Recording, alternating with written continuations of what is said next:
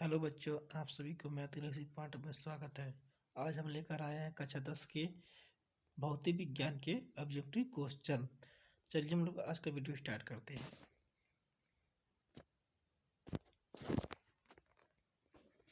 कह रहा समतल दर्पण की फोकस दूरी है।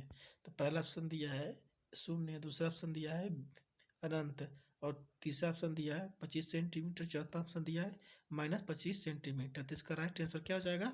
बी, अनंत पर हमारा फोकस दूरी होता है समतल दूरी का।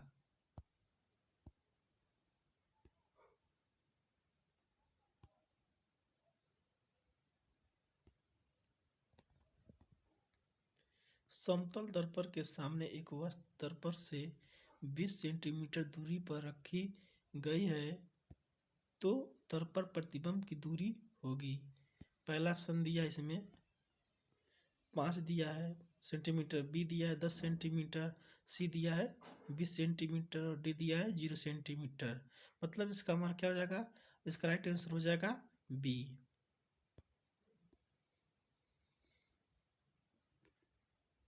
समतल दर्पण द्वारा निर्मित प्रतिबिंब का आवर्धन होता है। क्या होता है इसका आंसर? ए, 1 से अधिक होता है।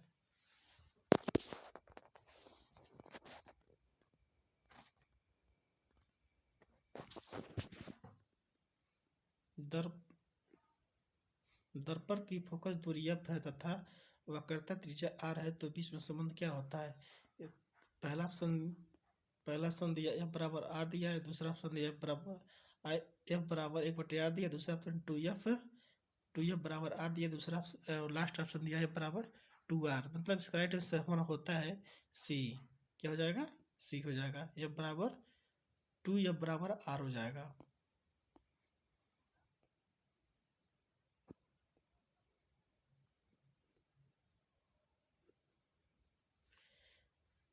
एक उत्तल दर्पण की फोकस दूरी 20 सेंटीमीटर है, तो उत्तल दर्पण के उत्तल पृष्ठ का वक्रता त्रिज्या क्या हो जाएगी? हमारा सूत्र क्या होता है? बराबर r/2। तो उसमें हमारा क्या हो जाएगा? और फोकस दूरी हमारा कितना दिया है? 20 दिया है, 12 दिया है, तो r बराबर क्या हो जाएगा? /2 मतलब 24 सेंटीमीटर हमारा क्या हो जाएगा? आंसर हो जाएगा। राइट आंसर क्या हो जाएगा? 24।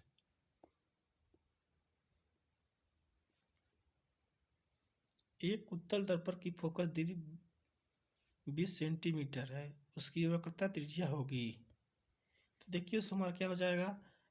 इसमें यह बराबर दिया है 20। हमारा सूत्र होता है f बराबर r/2।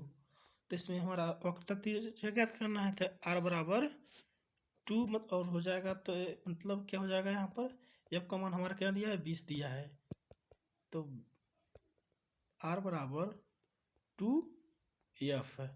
तो क्या हो जाएगा? f का मान दिया है 20 मतलब 40 सेंटीमीटर। इसका आंसर हो जाएगा 40 सेंटीमीटर।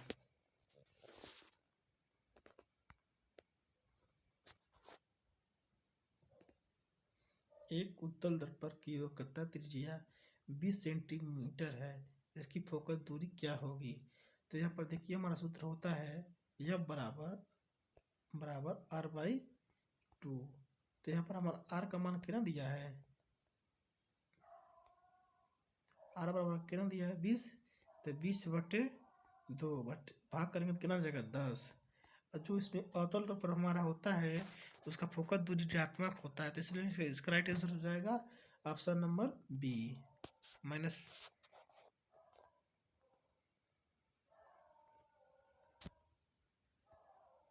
एक उत्तल दर्पण की फोकस दूरी होगी जिसकी वक्रता त्रिज्या 32 सेंटीमीटर है, तो इसका हमारा सूत्र होता है f बराबर है r/2 होता है। यहाँ पर हमारा उसका क्या दिया है? वक्रता त्रिज्या दिया है 32 बराबर 2, मतलब हम 2 से गुणा कर 2 से अगर भाग करेंगे तो कितना हो जाएगा? हमारे f बराबर 16। इसका राइट आंसर हो जाएगा बी।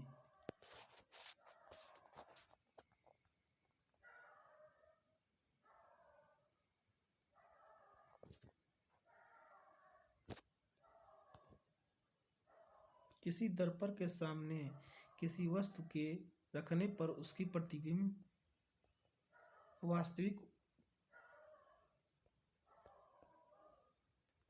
उल्टा एवं आकार में कुछ छोटा बनेगा। तो इसका राइट आंसर क्या हो जाएगा? पहला ऑप्शन दिया है उत्तल, दूसरा दिया है अवतल और तीसरा दिया है अवतल समतल और चौथा ऑप्शन दिया है इनमें से कोई नहीं। तो इसका राइट आंसर हो जाएगा हमारा अवतल हो जाएगा।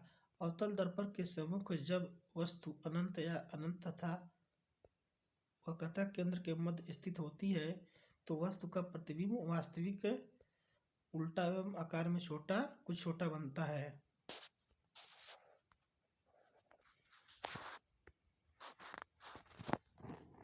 अवतल दर्पण द्वारा किसी वस्तु का सीधा एवं बड़ा प्रतिबिंब बनने के लिए उसे रखना होगा, अथवा अवतल दर्पण द्वारा किसी वस्तु का बना प्रतिबिंब आभासी सीधा तथा वस्तु से बड़ा पाया गया है वस्तु की स्थिति होगी। पहला ऑप्शन दिया है वस्तु दर्पण के वक्रता केंद्र पर और दूसरा ऑप्शन दिया है दर्पण के फोकस बिंदु F पर, तीसरा ऑप्शन दिया है दर्पण के वक्रता केंद्र C और उसके फोकस दूरी बिंदु F पर बीच में, और चौथा ऑप्शन दिया है दर्पण के ध्रुव P और उसके फोकस दूरी बिंदु F के बीच में बनेगा। तो इसका राइट आंसर हो जाएगा बच्चों डी।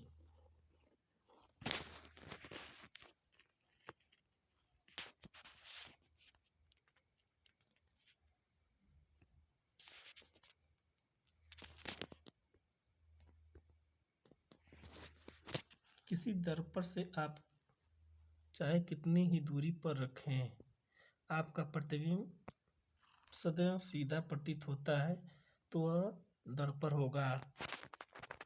पहला ऑप्शन दिया केवल समतल दिया है, दूसरा ऑप्शन दिया है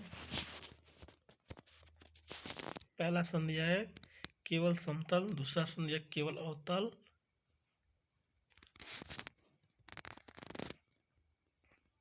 तीसरा ऑप्शन दिया केवल उत्तल और चौथा ऑप्शन दिया समतल तथा उत्तल। इसका इंटर हमारा राइट आंसर हो जाएगा डी, समतल और उत्तल लेंस होता है हमारा।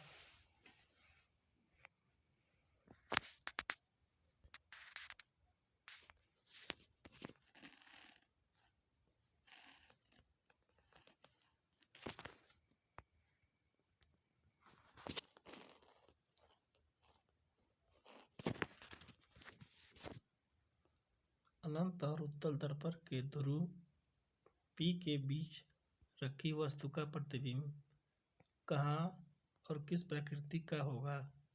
पहला ऑप्शन दिया दर्पण के पीछे P एवं F के बीच आभासी एवं सीधा। बी दिया ऑप्शन दर्पण के पीछे P एवं F की आभासी एवं उल्टा। सी ऑप्शन दिया दर्पण के सामने वास्तविक और सीधा। डी ऑप्शन दिया दर्पण के सामने और आभासी एवं सीधा फोकस दूरी। तो हमारा राइट आंसर हो जाएगा ए।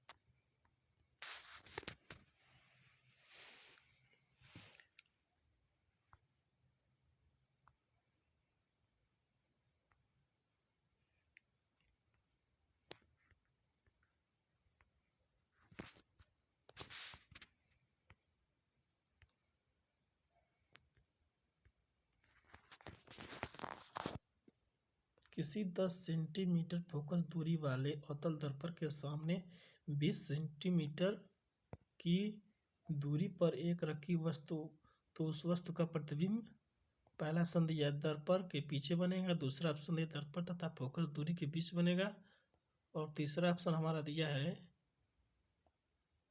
फोकस पर बनेगा, और चौथा ऑप्शन दिया है दर्पण के वक्रता केंद्र पर बनेगा। तो आइए इसको हम सॉल्व करते हैं। दिया अवतल दर्पण के फोकस दूरी कितना दिया है? यह बराबर 10 सेंटीमीटर, और उत्तल दर्पण का से वस्तु का दूरी कितना यू बराबर -20 सेंटीमीटर दिया है। हमारा फार्मूला यहाँ पर दिया है दर्पण के सूत्र से 1/u प्लस 1/v बराबर 1/f दिया है। तो यहाँ पर इसका मान रखेंगे, इसको जब हम सॉल्व करेंगे तो हमारा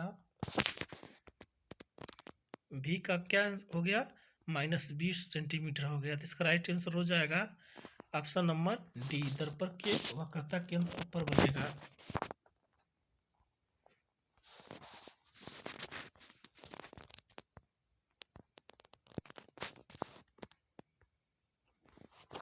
दो माध्यमों के सीमा पृष्ठ पर एक प्रकाश किरण लंबवत आपतित होती है तो आपतन कोण क्या होगा। पहला ऑप्शन दिया है 0, दूसरा ऑप्शन दिया है 45 और तीसरा ऑप्शन दिया है 60 है, चौथा ऑप्शन दिया है डी। तो इसका राइट आंसर हो जाएगा हमारा ए, 0 अंश का हमारा होता है। यदि प्रकाश का कोई किरण पृथ्वी पृष्ठ पर लंबवत आपतित होता है तो वह किरण बिना विचलित हुए सीधी निकल जाती है। इसी के कारण हमारा अपवर्तन का मान 0 अंश होता है।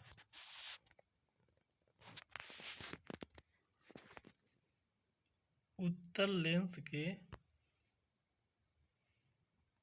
लेंस के लिए सत्य कथन है। पहला ऑप्शन दिया है ये बीच में से मोटा होता है, दूसरा ऑप्शन दिया किनारे पर पतला होता है, तीसरा ऑप्शन दिया ये बीच में से पतला होता है, चौथा ऑप्शन दिया ए और बी। तो इसका राइट आंसर हो जाएगा ऑप्शन नंबर ए, क्योंकि उत्तल लेंस के बीच में मोटे और किनारे पर पतले होते हैं।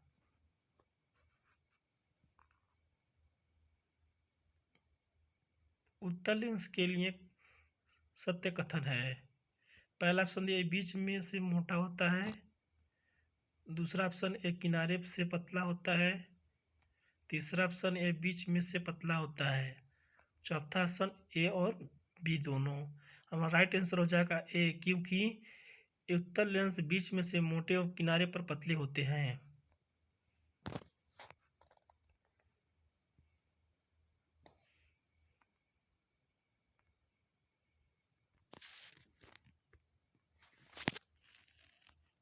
वायु में प्रकाश की चाल 3 × 10⁻³ मीटर प्रति सेकेंड, जबकि एक पदार्थ में इसकी चाल 1.5 × 10⁻8 मीटर हो जाता है तो पदार्थ का अपवर्तनांक है। ऑप्शन पहला दिया है 3, दूसरा ऑप्शन 5 और तीसरा ऑप्शन दिया है 0.5 और दूसरा ऑप्शन दिया है लास्ट डी ऑप्शन दिया है 2। तो इसको आइए हम सॉल्व करते हैं।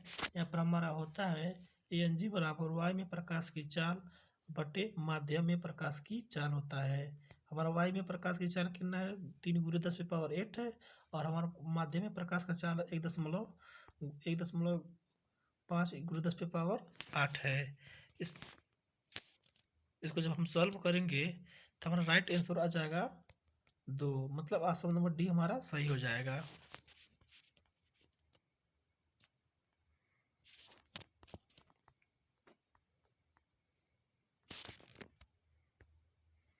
वायु में प्रकाश की चाल 3 × 10⁸ मीटर प्रति सेकेंड है और 3/2 अपवर्तनांक वाले कांच में प्रकाश की चाल होगी। यहाँ पर हमारा सूत्र होता है ANG बराबर, मतलब वायु के सापेक्ष ग्लास इसमें दिया है कांच, तो इसका फॉर्मूला होता है वायु में प्रकाश की चाल बटे कांच में प्रकाश की चाल। यहाँ पर इसका मान जब रखेंगे, जब इसको सॉल्व करेंगे तो हमारा आ जाएगा 2 × 10⁸ मीटर प्रति सेकेंड, मतलब इसका हमारा राइट आंसर क्या हो जाएगा ए। राइट आंसर क्या हो जाएगा ए हो जाएगा हमारा सही।